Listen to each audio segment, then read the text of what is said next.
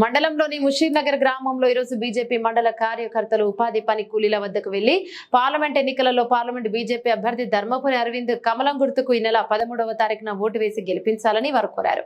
సందర్భంగా బీజేపీ నాయకులు మాట్లాడుతూ నరేంద్ర మోదీ అమలు చేసిన పథకాలు ఏ ప్రభుత్వాలు చేయలేవని, మన దేశం బాగుండాలి, మనమందరం బాగుండాలంటే బీజేపీ కమలం గుర్తుకే ఓటు వేయాలని వారు కూలీలను కోరారు. కార్యక్రమంలో బీజేపీ నాయకులు నక్క రాజేశ్వర్, రామస్వామి, రంజిత్ రెడ్డి, సాయిగౌడ్, దర్పల్లి బాబురావు, సూర్యనీడ గోపి, కనగందుల గోపి, చిలక నర్సయ్య, రవి తదితరులు పాల్గొన్నారు.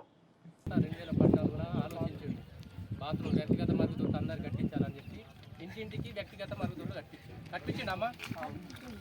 ప్రతి గ్రామంలో గ్రామ పంచాయతీ ఉండాలని గ్రామ పంచాయతీ కట్టించిండ. మీ ఊర్లే అందరికి సీసీ రోడ్లు ఉండాలని సీసీ రోడ్లు వేపించిండా.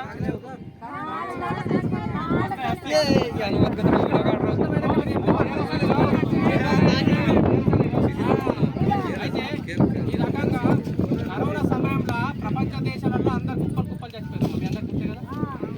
అప్పుడు మందులు తయారు చేయించి అందరికీ సూదులు ఇప్పించింది. అవునా? ఇప్పిస్తున్నారు కదా. కరోనా సమయంలో అన్నం దొరకలేదని అందరికి ఉచితంగా రేషన్ బియ్యం ఇచ్చింది. ఆ రేషన్ బియ్యంను మందో ఇంకో 5 సంవత్సరాలు పొడిగించాడు.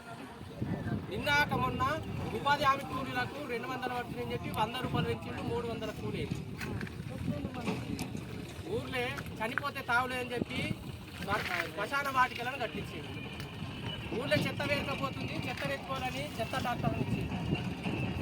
ఊర్లో అందరూ బాగుండాలని చెప్పేసి మరి రోగాలతో చచ్చిపోతుందని ఆయుష్మాన్ భారత్ 5 లక్షలు ఉండే ఆయుష్మాన్ భారత్ దాన్ని ఇప్పుడు 10 లక్షల వరకు పెంచిండు. ఏ రోగం వచ్చినా అందరు మంచిగా.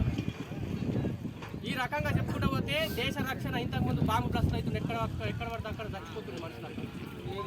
మోడీ గారు వచ్చిన తర్వాత ఎక్కడైనా ఒక బాంబు బ్లాస్ట్ ఒక్కరిని చంపేసి చూసిరమ్మా మీరు? మన దేశం పని ఒక్కరిని చంపేస్తే 10 మందిని చంపేస్తారు మనోళ్ళు. మరి ఏ రకంగా చూసినా ప్రజల కోసము కష్టపడే మన మోడీ గారు పెండం లేదు, పిల్లలు లేరు, ఆయనకు కుటుంబం లేదు. 20 గంటలు పనిచేస్తాడమ్మా. 24 గంటలల్లో 20 గంటలు దేశం కోసమే పనిచేస్తాడు. అంత వయసులున్నా ఎప్పుడు ప్రతినిత్యం దేశం కోసం ఆలోచిస్తారు. ఇప్పుడు ముఖ్యంగా కాంగ్రెస్ ప్రభుత్వం 6 గ్యారెంటీలు ఇచ్చింది. 6 గ్యారెంటీలలో ఒక్క గ్యారెంటీ అని అమలైందమ్మా.